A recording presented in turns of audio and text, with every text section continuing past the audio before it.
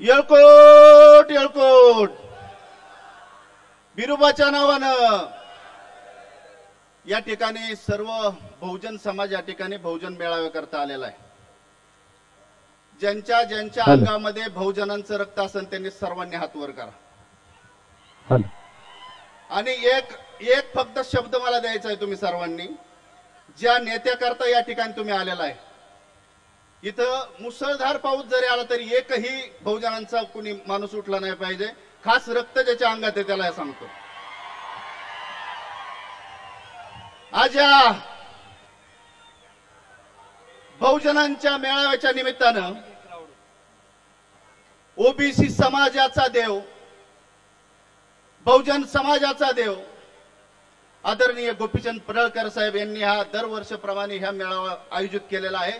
ह्या मेळाव्याकरता आपण सर्वजण लाखोच्या संख्येने या ठिकाणी उपस्थित आहे। मित्रांनो, वर्षातून एकदा हा मेळावा येतोय आणि आपण आपल्या गोपीशेठ करता या ठिकाणी लाखोच्या संख्येने उपस्थित राहता। खऱ्या अर्थाने या ठिकाणी मी सांगन, बहुजनांना सांगन की गोपीचंद पडळकर साहेब धनगर समाजामध्ये जरी जन्माला आले असले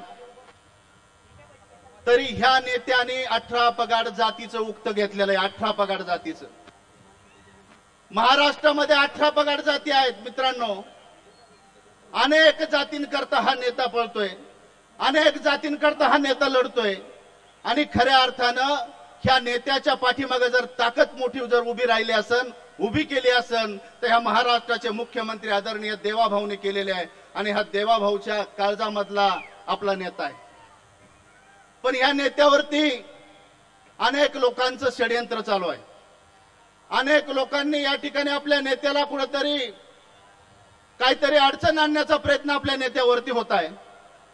त्यामुळे ह्या माध्यमातून आपल्याला एवढंच मी आपल्याला सांगन की आमच्या नेत्यामध्ये एवढी ताकद आहे की हा नेतृत्व एका जातीचं नाही 18 पगाड जातीचं करतो। परवा सांगली या ठिकाणी अनेक खासदार, अनेक आमदार त्या ठिकाणी होते आणि त्यांनी कुणी गोपीशेठला उचलून नेऊ, कुणी टंगड्या मोडू, कुणी काय काय करू। अरे दादांनो, तुम्हाला आम्ही शिकवलेलं आहे मारामाऱ्या करायला, तुम्हाला आम्ही शिकवलेले हत्यारं चालवायला। जर गोपीशेठच्या केसाला जरी धक्का लागला तर खानदान राहणार नाही, खानदान तुमची या ठिकाणी मी आव्हान करतो। कारण हा नेता हा एका जातीचा नाही, एका धर्माचा नाही। ह्या नेत्याने अनेक समाजांना न्याय दिलेला आहे, अनेक जाती धर्मांना न्याय दिलेला आहे। त्यामुळं ह्या नेत्याला आपण सर्वांनी ताकद दिली पाहिजे आणि आपण सर्वांनी ताकद देऊन यांच्या पाठीमागे उभं राहिलं पाहिजे असं या ठिकाणी आवाहन करतो। थांबतो। जय मल्हार, जय उमाजी। जागा